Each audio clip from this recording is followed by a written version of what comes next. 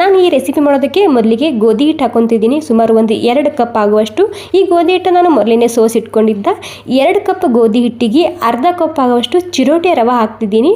ರುಚಿಗೆ ತಕ್ಕಷ್ಟು ಉಪ್ಪು ಮತ್ತು ಒಂದು ಸ್ವಲ್ಪ ಅಜ್ವೈನ್ ಹಾಕ್ತಿದ್ದೀನಿ ಕೈಲಿಂದ ಒರೆಸ್ಕೊಂಡು. ತುಂಬ ಅಂದರೆ ತುಂಬಾ ಹೆಲ್ದಿಯಾಗಿರುವಂತಹ ರೆಸಿಪಿ ಮತ್ತು ತುಂಬಾ ರುಚಿಯಾಗಿರುತ್ತೆ. ಸೊ ಖಂಡಿತ ಎಲ್ಲರೂ ಟ್ರೈ ಮಾಡಿ ನೋಡಿ ಮನೆಯಲ್ಲಿ. ಈ ರೆಸಿಪಿ ಮಕ್ಕಳಿಗೆ ತುಂಬಾ ಇಷ್ಟ ಆಗುತ್ತೆ. ಸೊ ಮಕ್ಕಳು ಅಷ್ಟೇ ಅಲ್ಲ, ದೊಡ್ಡವರು ಕೂಡ ತುಂಬಾ ಇಷ್ಟಪಟ್ಟು ತಿಂತಾರೆ ಈ ರೆಸಿಪಿ. ಮತ್ತು ಇದನ್ನು ಗೋಧಿ ಹಿಟ್ಟು ಹಾಕ್ಕೊಂಡೇ ಮಾಡ್ಕೋಬೋದು, ತುಂಬಾ ರುಚಿಯಾಗಿರುತ್ತೆ. ಇದರಲ್ಲಿ ನಾನು ಒಂದು 4 ಭಾಗ ಮಾಡ್ಕೊಂಡಿನಿ.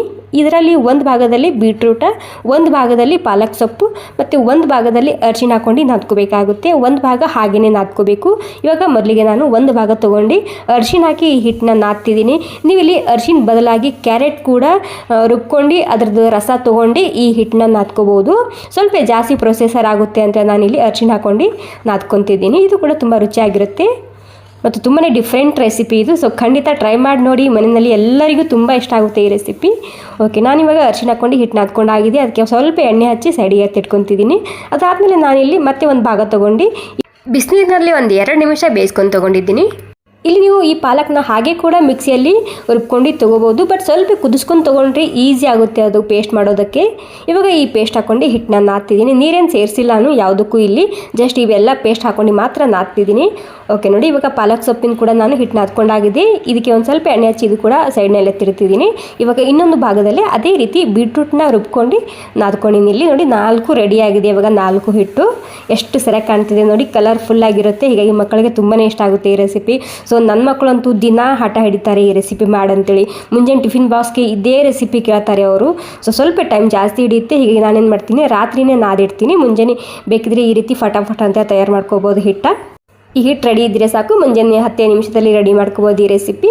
ಎಲ್ಲನೂ ಒಂದೊಂದಾಗಿ ಚಪಾತಿ ಯಾವ ರೀತಿ ಲಟ್ಟಿಸ್ಕೊಂಡು ತೊಗೊತೇವಲ್ಲ ಅದೇ ರೀತಿ ಲಟ್ಟಿಸ್ಕೊಂಡು ತೊಗೋಬೇಕು. ಜಾಸ್ತಿ ತೆಳ್ಳಗಿಲ್ಲ, ಸ್ವಲ್ಪ ದಪ್ಪನೇ ಇರಲಿ. ಮತ್ತು ಎಲ್ಲನೂ ಒಂದೇ ಸೈಜ್ನಲ್ಲಿ ಇದನ್ನು ನೀವು ಲಟ್ಟಿಸ್ಕೊಂಡು ತೊಗೋಬೇಕಾಗುತ್ತೆ. ಯಾವುದಾದ್ರು ಒಂದು ಪ್ಲೇಟ್ ತೊಗೊಳ್ಳಿ, ಈ ರೀತಿ ಕಟ್ ಮಾಡ್ಕೊಳ್ಳಿ, ಎಲ್ಲನೂ ಒಂದೇ ಸೈಜಿನ ಬರುತ್ತೆ ಅದು. ಇವಾಗ ನೋಡಿ 4 ನಾನು ಇಲ್ಲಿ ಲಟ್ಟಿಸ್ಕೊಂಡು ತೊಗೊಂಡಿದ್ದೀನಿ. ಇದಕ್ಕೆ ಈ ರೀತಿ ಎಣ್ಣೆ ಮತ್ತು ಒಂದು ಸ್ವಲ್ಪ ಹಿಟ್ಟು ಹಚ್ತಿದ್ದೀನಿ ಮತ್ತು ಇನ್ನೊಂದು ಲೇಯರ್ ಇಡ್ತಿದ್ದೀನಿ. ಮತ್ತು ಇಲ್ಲಿ ಕೂಡ ಅಷ್ಟೇ ಹಿಟ್ಟು ಮತ್ತು ಎಣ್ಣೆ ಹಚ್ತಿದ್ದೀನಿ. ಈ ರೀತಿ ಮಾಡೋದ್ರಿಂದ ತುಂಬ ಲೇಯರಾಗಿ ಬರುತ್ತೆ. ಈ ರೀತಿ ಹಿಟ್ಟು ಮತ್ತು ಎಣ್ಣೆ ಹಚ್ಚೋದ್ರಿಂದ ಜಾಸ್ತಿ ಹಚ್ಚಬೇಕಂತೇನಿಲ್ಲ. ನಾರ್ಮಲಾಗಿ ನಾವು ಚಪಾತಿ ಮಾಡ್ತೇವಲ್ಲ ಅದೇ ರೀತಿ ಇದು ಕೂಡ ಅಷ್ಟೇ. ಓಕೆ, ಕೊನೆಗೆ ಇದಕ್ಕೆ ಇಲ್ಲಿ ಕೂಡ ನಾನು ಒಂದು ಸ್ವಲ್ಪ ಹಿಟ್ಟು ನೋಡಿ ಯಾವ ರೀತಿ ಕಾಣ್ತಿದೆ ಅಂತ, ಎಷ್ಟು ಮಸ್ತಾಗಿ ಕಲರ್ಫುಲ್ಲಾಗಿ ಕಾಣ್ತಿದೆ ನೋಡಿ. ಇಲ್ಲಿ ಕೂಡ ಒಂದು ಸ್ವಲ್ಪ ಹಿಟ್ಟು ಮತ್ತು ಎಣ್ಣೆನ ಹಚ್ತಿದ್ದೀನಿ. ಇದನ್ನು ಈ ರೀತಿ ರೌಂಡಾಗಿ ಗಟ್ಟಿಯಾಗಿ ಇದನ್ನು ಸುತ್ಕೋಬೇಕಾಗುತ್ತೆ. ಅಂದರೆ ಟೈಟಾಗಿ ಸುತ್ಕೊಳ್ಳಿ. ವಾವ್ ನೋಡಿ, ಸೂಪರ್ ಆಗಿರುತ್ತೆ ಅಲ್ವಾ. ಸೊ ನೋಡ್ದೇ ನಿಮ್ಗೆ ಗೊತ್ತಾಗ್ತಿರ್ಬೋದು ಎಷ್ಟು ಸರಿಯಾಗಿ ಬಂದಿದೆ ಇದು ಅಂತೇಳಿ. ಇಲ್ಲೇನಿಲ್ಲ, ಈ ರೀತಿ ಚಾಕುಲಿಂದ ಕಟ್ ಮಾಡ್ಕೋಬೇಕು. ನಿಮಗೆ ಸಣ್ಣ ಬೇಕಿದ್ರೆ ಸಣ್ಣ, ದೊಡ್ಡ ಬೇಕಿದ್ರೆ ದೊಡ್ಡ ಕಟ್ ಮಾಡ್ಕೊಳ್ಳಿ. ಮತ್ತು ಇದರಲ್ಲಿ ನೀವು ಪೂರಿ ಕೂಡ ಮಾಡ್ಕೋಬೋದು ಇದೇ ಪ್ರೊಸೆಸರ್ನಲ್ಲಿ. ಅದು ಕೂಡ ತುಂಬಾ ಸರಿಯಾಗಿ ಬರುತ್ತೆ ಪೂರಿ ಕೂಡ. ನಾನು ಸ್ವಲ್ಪ ಮಳೆ ಅಲ್ವಾ, ಹೀಗಾಗಿ ಕೆಮ್ಮಾಗುತ್ತೆ ಅಂತ ನಾನು ಪೂರಿ ಮಾಡ್ತಿಲ್ಲ, ಹೀಗಾಗಿ ಪರಾಠ ಮಾಡಿ ತೋರಿಸ್ತಿದ್ದೀನಿ. ಈ ಪರಾಠ ಕೂಡ ತುಂಬ ಹೆಲ್ದಿಯಾಗಿರುತ್ತೆ ಮತ್ತು ತುಂಬಾ ರುಚಿಯಾಗಿರುತ್ತೆ ಈ ಪರಾಠ. ವಾವ್ ನೋಡಿ, ಎಷ್ಟು ಸರಿಯಾಗಿ ಬಂದಿದೆ ಅಲ್ವಾ, ಎಷ್ಟು ಸರಿಯಾಗಿ ಕಾಣ್ತಿದೆ ಅಲ್ವಾ. ಇವಾಗ ಏನಿಲ್ಲ, ನಾರ್ಮಲಾಗಿ ಇದನ್ನು ಗೋಧಿ ಹಿಟ್ಟು ಹಚ್ಕೊಂಡು ಚಪಾತಿ ಯಾವ ರೀತಿ ಲಟ್ಟಿಸ್ಕೊತೀವಿ ನೋಡಿ ಅದೇ ರೀತಿ ಲಟ್ಟಿಸ್ಕೊಂಡು ತೊಗೋಬೇಕು. ಎಲ್ಲನೂ ಒಂದೇ ಸೈಜ್ನಲ್ಲಿ ಇರಲಿ.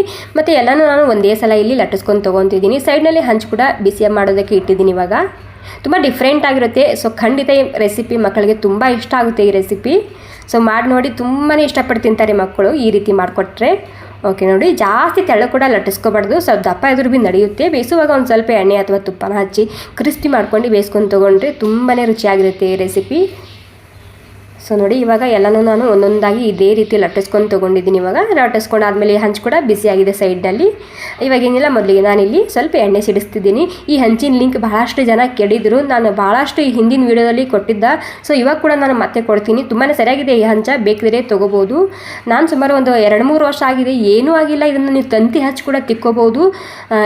ಹೆಂಗೆ ಬಳಸಿದ್ರು ಇದು ತುಂಬಾ ಸರಿಯಾಗಿ ಬರುತ್ತೆ. ಇದ್ರ ಮೇಲೆ ಪರಾಠ, ಚಪಾತಿ, ರೊಟ್ಟಿ ಎಲ್ಲನೂ ಮಾಡ್ಕೋಬೋದು. ನಾನಿಲ್ಲಿ ಸ್ವಲ್ಪ ತುಪ್ಪ ಹಚ್ಚಿ 2 ಕಡೆಗೆ ಕ್ರಿಸ್ಪಿ ಆಗೋ ತನಕ ಬೇಯಿಸ್ಕೊಂಡು ತೊಗೊತಿದ್ದೀನಿ. ತುಪ್ಪ ಅಥವಾ ಎಣ್ಣೆ ಅಥವಾ ಬೆಣ್ಣೆ ಅಥವಾ ಹಾಗೆ ಕೂಡ ಬೇಯಿಸ್ಕೋಬೋದು. ತುಂಬಾ ರುಚಿಯಾಗಿರುತ್ತೆ ಹಾಗೆ ಬೇಯಿಸಿದ್ರು ಭೀ. ಓಕೆ ನೋಡಿ, ಯಾವ ರೀತಿ ಬಂದಿದೆ, ಯಾವ ರೀತಿ ಕಾಣ್ತಿದೆ ಅಂತ ನಿಮಗೆ ಗೊತ್ತಾಗ್ತಿರ್ಬೋದು. ತಿನ್ನೋಕ್ಕೆ ಎಷ್ಟು ರುಚಿಯಾಗಿರುತ್ತೆ ನೀವೇ ಗೆಸ್ ಮಾಡಿ ನೋಡಿ.